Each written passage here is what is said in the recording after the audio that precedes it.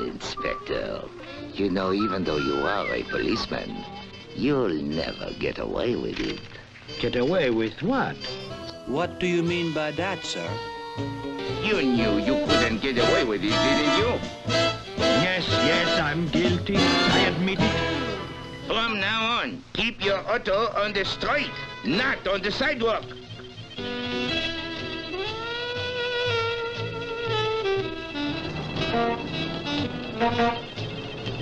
Hey, stupid! Get out of the way or step on it! Ah, shut up, you big dummy.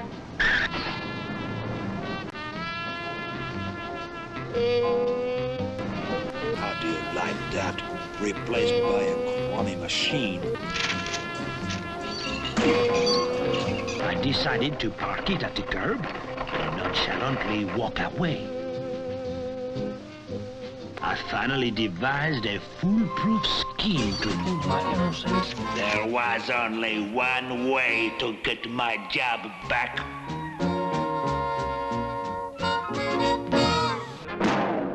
Hey, Inspector, what are you doing with that stolen police car?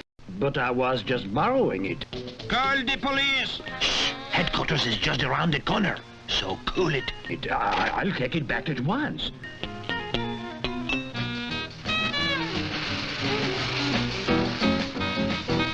Goodbye, Sergeant.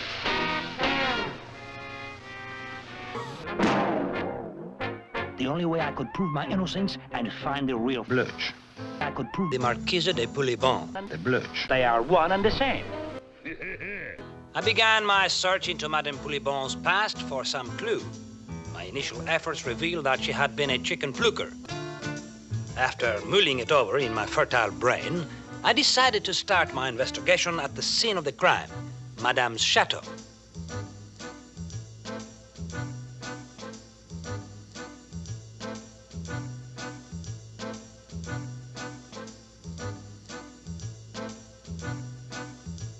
Reminder of Madame's humble past.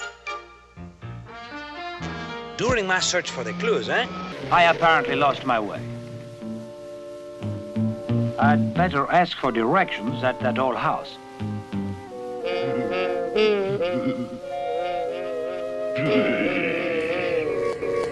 What a dinky little car. I expect it's very economical.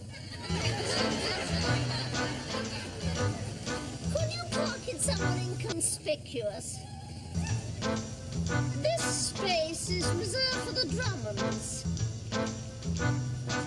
From the Grange, you know. I'll tell you where it's in order for you to park.